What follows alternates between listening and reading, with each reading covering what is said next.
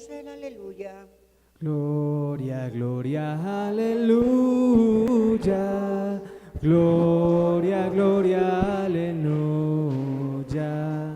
Gloria, gloria, aleluya. Jesús es el Señor. El Señor esté con ustedes. Y con tu espíritu. Anuncio del Santo Evangelio de nuestro Señor Jesucristo según San Marcos. En aquel tiempo dijo Juan a Jesús: Maestro, hemos visto a uno que echaba demonios en tu nombre y se lo hemos querido impedir porque no es de los nuestros. Jesús respondió: No se lo impidan, porque uno que hace milagros en mi nombre no puede hablar mal de mí. El que no está contra nosotros está con nosotros. Y además, el que les dé a beber a ustedes un vaso de agua, porque ustedes siguen al Mesías, les aseguro que no va a quedar sin recompensa.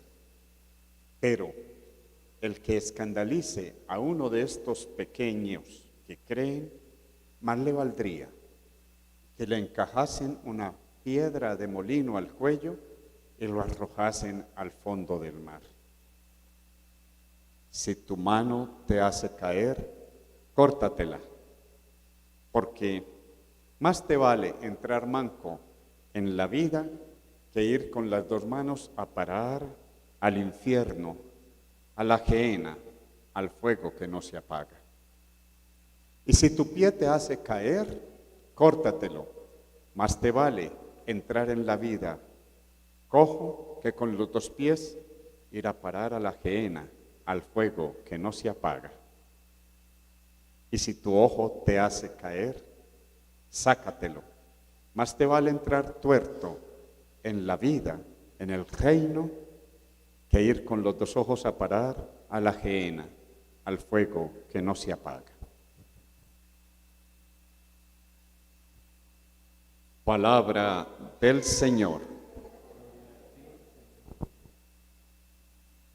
Hermanos y hermanas, quiero destacar de esta palabra 3 elementos básicos para nuestra vida de fe. Primero, ¿quiénes son los pequeñuelos, los pequeñitos de los que habla Jesús en el Evangelio? Son estos chinitos. Porque Él nos dijo en otra parte del Evangelio que el que no se hace como uno de ellos no va a entrar en el reino de los cielos.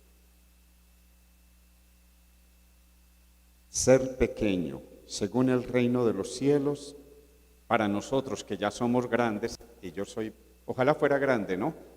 Ya entradito en años, implica tener un corazón como el de estos niños, un corazón simple, sencillo. Un corazón, los niños no es que no peleen, ¿verdad? Se pegan unos agarrones tremendos, pero al ratico no están otra vez unidos. En cambio nosotros, los viejos, los más grandes, guardamos rencores, no se nos olvida lo que nos hicieron. En cambio los niños olvidan rapidito. ¿Verdad, Nicolás? ¿Sí? ¿Cierto que sí, Agustín? ¿Sí? Bien, ellos son los que nos dan el ejemplo de cómo entrar en el reino de los cielos. Por eso yo molesto mucho en la Eucaristía.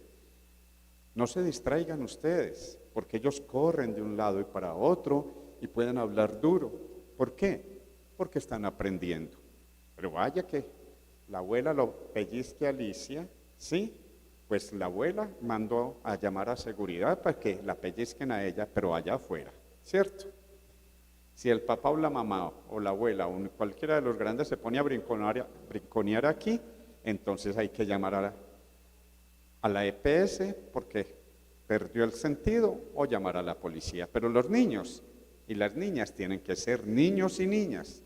Y si los queremos aquí en el templo van a aprender a amar la celebración. Seamos como los niños. Segundo, el centro de todo se llama de lo que nos habla la primera lectura y el Evangelio. A Moisés va uno allá a chismosearle, ¿cierto? Sí, porque es un chisme el que le llevó, ¿cierto? Este muchacho va a decirle a Moisés que era un muchacho, un joven. Cuando nos habla de muchacho también el Evangelio quiere decir alguien que no tiene la madurez suficiente todavía. Recordemos que hay una etapa en la psicología que es la adolescencia. Adolecer es decir, falta todavía. Entonces él vio que Eldad y Meldad estaban profetizando, mientras a los 70 ancianos se les había acabado el espíritu de profecía, estos fueron profetizar. Y entonces el muchacho dijo, están profetizando y no son los de nosotros, no son de nuestro grupo. ¿Y qué dice Moisés? No se lo prohíban. Recordemos la palabra profeta que varias veces aquí en la Eucaristía de Terra Plaza yo la he tratado de explicar, que es una palabra que viene del hebreo, aner yafé, que significa la voz, la palabra autorizada de Dios. Estaban hablando en nombre de Dios, estaban llamando al pueblo a vivir conforme a la ley de Dios. ¿Cómo era que repetíamos nosotros al Salmo?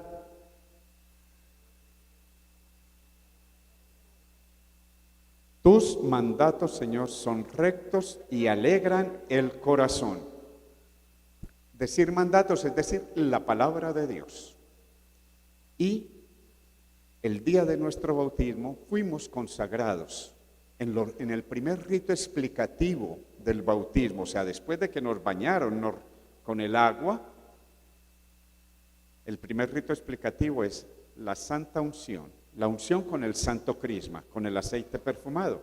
No olvidemos que la palabra Cristo, griega, Christos, viene de una palabra hebrea, Mesías. Mesías quiere decir el consagrado con aceite perfumado para la liberación. Por eso nos dirá San Pablo, esparzan el buen aroma, el buen perfume de Cristo. ¿Qué quiere decir cristiano?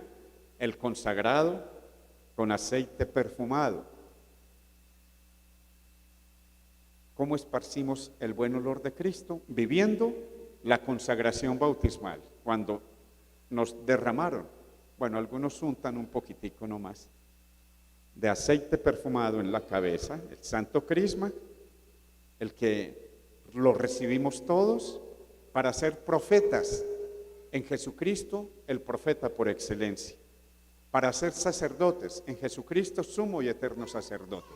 Todos los bautizados tenemos el sacerdocio universal. ¿Cómo lo ejercemos?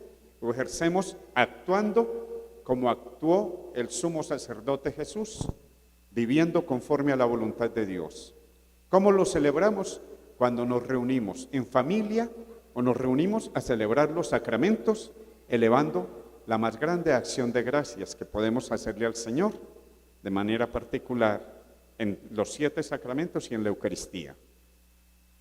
Y tercero, hay otro sacerdocio, que es el sacerdocio ministerial o ordenado, que recibimos los obispos en el primer grado, los sacerdotes en el segundo grado.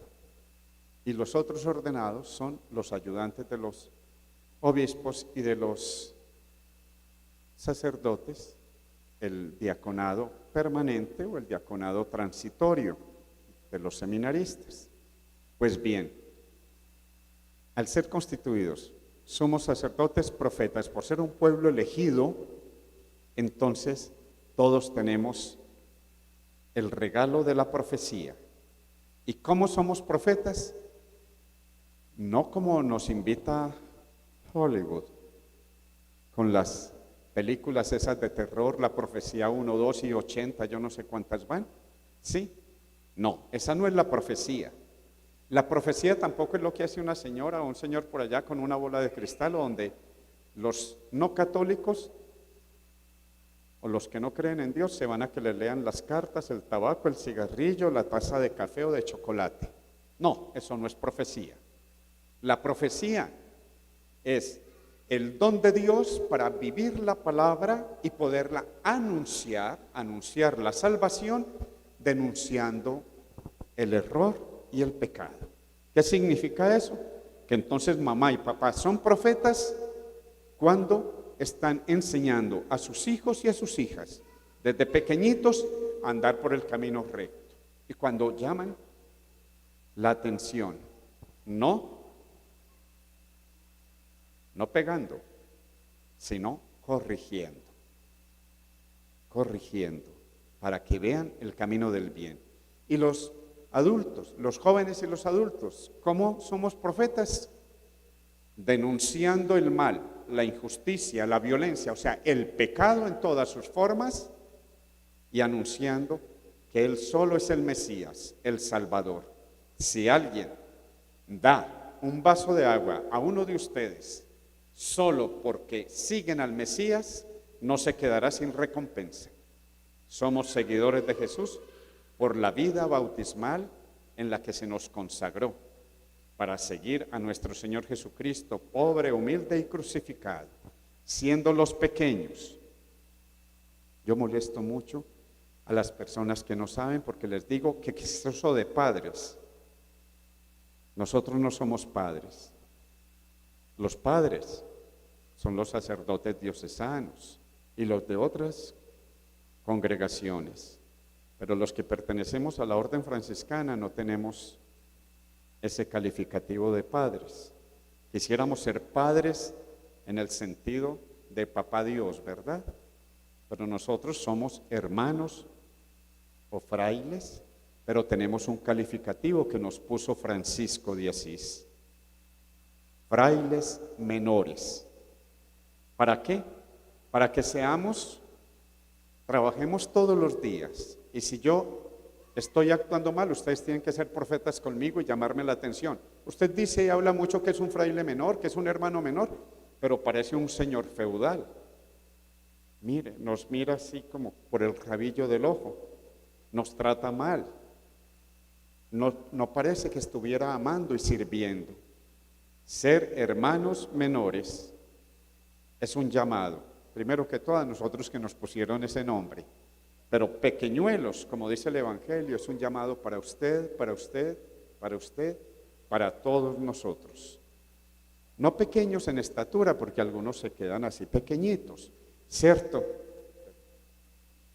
Dicen que hago mucho bullying, sino a ser pequeños, no creciendo en orgullo, creyéndonos los mejores del barrio, de la unidad, o los mejores de la empresa, o los mejores del colegio, los mejores de la universidad.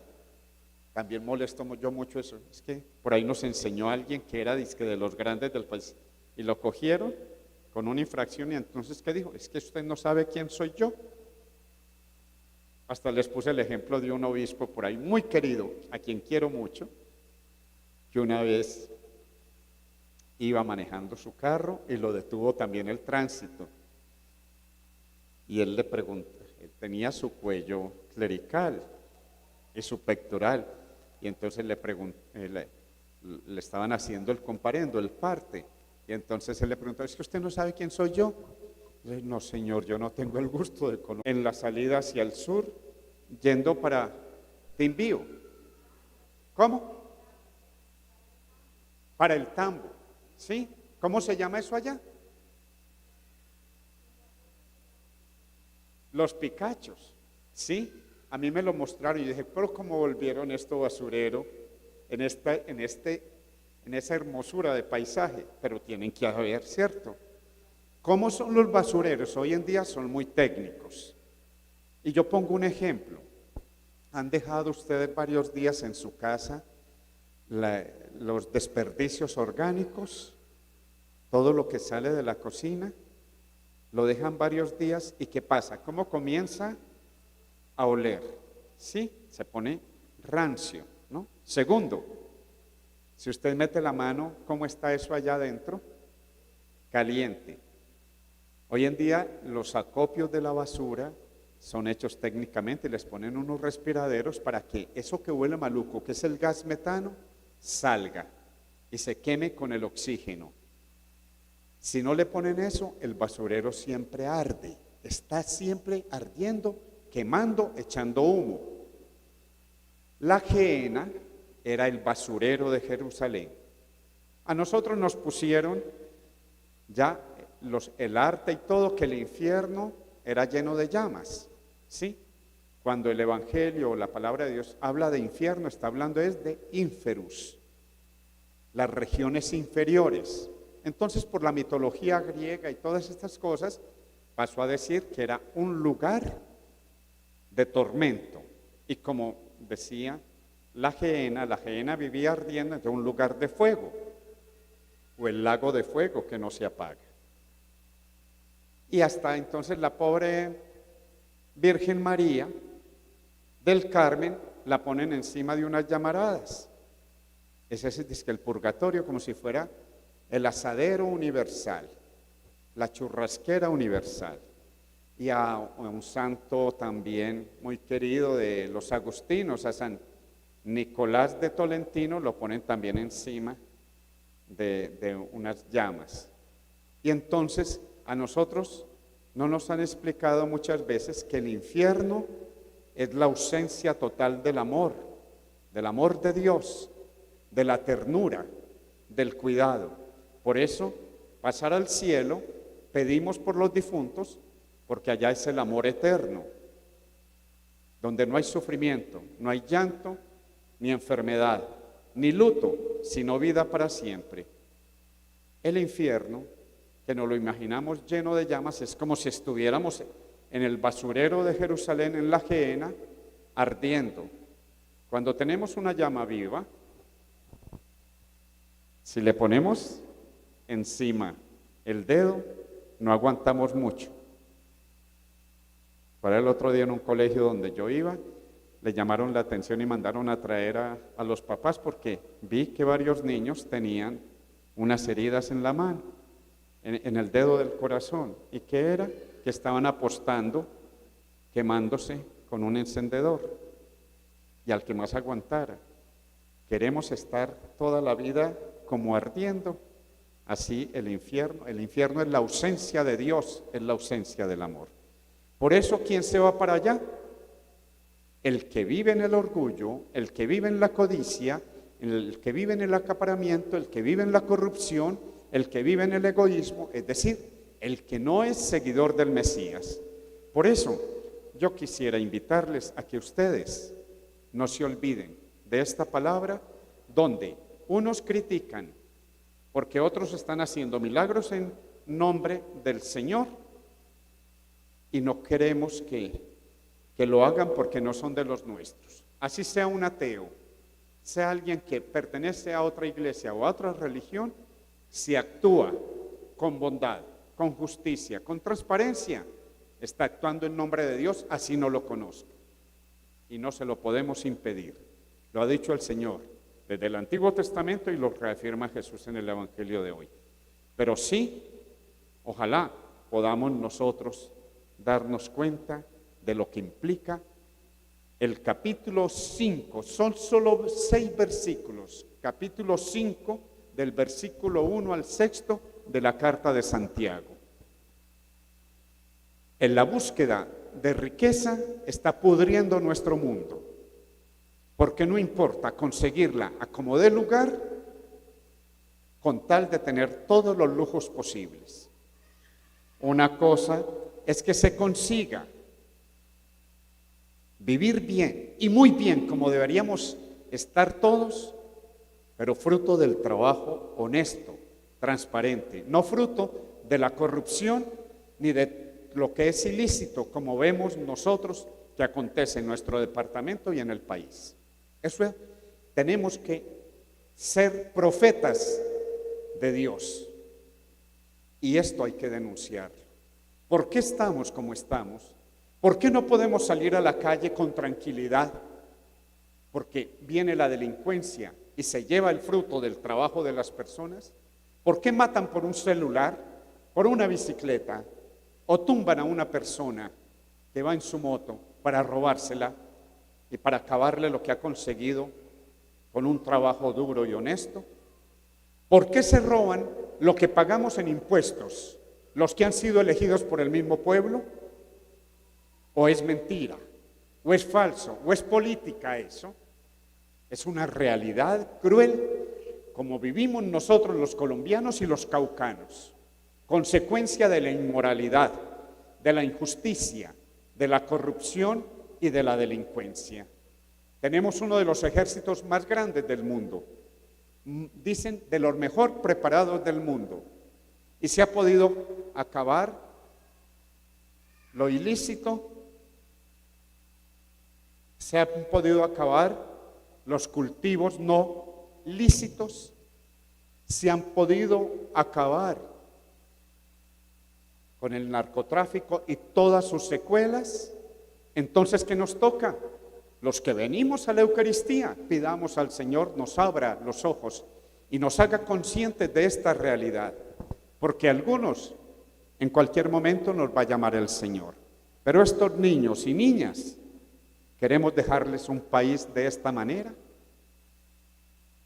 ¿No es muy cruel que un papá o una mamá compitan con los vecinos porque el otro le dieron un celular y no le han podido dar sino una flecha? ¿No es eso una realidad? ¿O es muy horrible decir la verdad que estamos viviendo? Es consecuencia también de nosotros, porque si yo no soy narcotraficante, si yo no soy un ladrón, no soy un corrupto, puedo estar conectando con esa realidad porque o voto por ellos, o estoy de acuerdo con ellos, o estoy ambicionando o envidiando lo de ellos. Termino con las últimas palabras del mismo Santiago. Ahora ustedes, los ricos, lloren y lamentense por las desgracias que les ha tocado. Su riqueza es corrompida y sus vestidos están apolillados. Su oro y su plata están herrumbrados, oxidados. Y esa herrumbre será un testimonio contra ustedes y devorará su carne como el fuego. Han amontonado riqueza precisamente ahora en el tiempo final. Han defraudado el jornal a los obreros que han cosechado sus campos, y eso está clamando contra ustedes, y los gritos de los segadores, de los trabajadores del campo ha llegado hasta el oído del Señor de los ejércitos. Estamos hablando no de la riqueza, de lo conseguido honestamente fruto del trabajo. Han vivido en este mundo con lujo y entregados al placer, y se han cebado para el día de la matanza. Son comparados a una res que llevan al matadero. Condenaron y mataron al justo, y él no los resiste. Ese justo es Jesús. Fue matado por los principales del pueblo y manipularon al pueblo para que dijeran crucifícalo, crucifícalo. Que nosotros no seamos así.